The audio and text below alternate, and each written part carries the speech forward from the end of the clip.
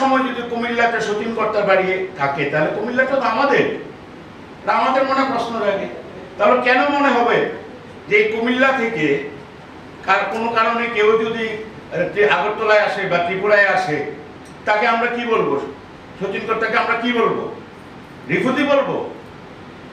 ত্রিপুরা থেকে কেউ পশ্চিমবাংলায় গেল, তামিলনাড়ু গেল, তাকে কি রিফিউজি বলবো? 1947 সালের আগে, দেশভাগের আগে ঠাকুরদা ভারতবর্ষে জন্মেছে, আবার ঠাকুরদা এখানে চলে এসছে, তাহলে কি ভারতবর্ষ থেকে তো ভারতবর্ষে এসছে? ত্রিপুরা থেকেই পশ্চিমবঙ্গ গেলে তো এটা রিফিউজি হয় না, বিদেশ হয় না, একই দেশ, ওই দেশেই জন্মগ্রহণ করেছে, আবার এই দেশেই এসছে। সুতরাং মনস্তাত্ত্বিক দিক দিয়ে কমিউনিস্ট পার্টি দীর্ঘদিন এই দশরথ বাবুর নেতৃত্বে জনশিক্ষা আন্দোলনের নামে এই ত্রিপুরার ইতিহাসটাকে ধ্বংস করেছে, তাদেরকে বুঝতে দেয়নি ত্রিপুরার ইতিহাসটা চর্চা হয়নি। যাই হোক, এগুলি বিস্তারিত, ত্রিপুরার হাজার বছরের ইতিহাস আছে। এখানে রাজা মহারাজারা অত্যন্ত দয়ালু, এবং তখনকার সময়ে আগরতলা পৌরসভা, আমাদের এখানে মেয়র আছেন, ভারতবর্ষের মধ্যে প্রাচীন পৌরসভা 32-এ হয়েছে, 1932-এ হয়েছে। তখন আগরতলা শহর, আমরা এখন গেলে আজকের জেনারেশন বুঝতে পারে না, রাজবাড়ি থেকে বেরিয়ে এই শহরকে এত সুন্দর সাজিয়েছিল যে একটা মানুষকে গায়ে রৌদ্রের তাপ বা রৌদ্রের আলো পড়বে না, এমন ভাবে বারান্দা রেখে মার্কেট করেছেন। তৎকালীন সময় এটা প্রাচীন ভারতবর্ষের মধ্যে একটা পৌরসভা, পৌর পরিষদ ছিল, এবং এত সুন্দরভাবে কাজ করেছেন। কারণ দীর্ঘ হাজার বছরের ইতিহাসে এক একটা সময় আমাদের অনেক রাজধানী ছিল, অনেক জায়গায়।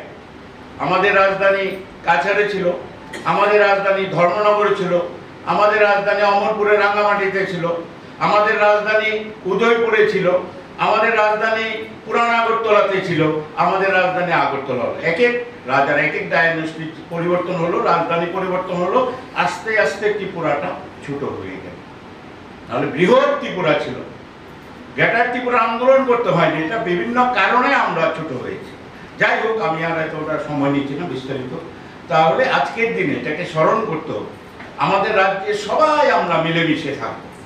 এমন কিছু বিভাজনের কোনো স্লোগান বা রাজনীতিতে আমরা আজকে আমি দেখি, যখন রাজ্যের জনজাতিরা মেইন স্ট্রিমে আসার জন্য যখন তেরঙ্গা হাতে নিয়ে প্রত্যন্ত গ্রামে জনজাতির তেরঙ্গা হাতে নিয়ে ভারতবর্ষের মূল ছুটে, তাদের দেশাত্মবোধ, তাদের দেশপ্রেম, তাদের জাতীয়তাবোধ, তাদের যে ন্যাশনালিজমটা আমরা দেখি, আমরা সত্যি অভিভূত হয়ে যাই। সুতরাং এই ত্রিপুরা যারা সংহতি বা শান্তি বিনষ্ট করতে চায় তারা কখনো সফল হবে না। সবাই মিলেমিশে, একমাত্র ভারতীয় জনতা পার্টি তার চিন্তা চেতনা, অনুভব, উপলব্ধি, তার রাষ্ট্রবাদী মানসিকতা নিয়ে, তার দেশপ্রেম, দেশাত্মবোধ, যেভাবে বিভিন্নভাবে চেষ্টা চলছে নর্থ ইস্টকে আনরেস্ট করার জন্য, এটা বিদেশের ষড়যন্ত্র, এটা থাকবে, এটা যুগে যুগে ছিল, আগামী দিনও থাকবে। তার মধ্য দিয়েই আমাদের এগোতে হবে।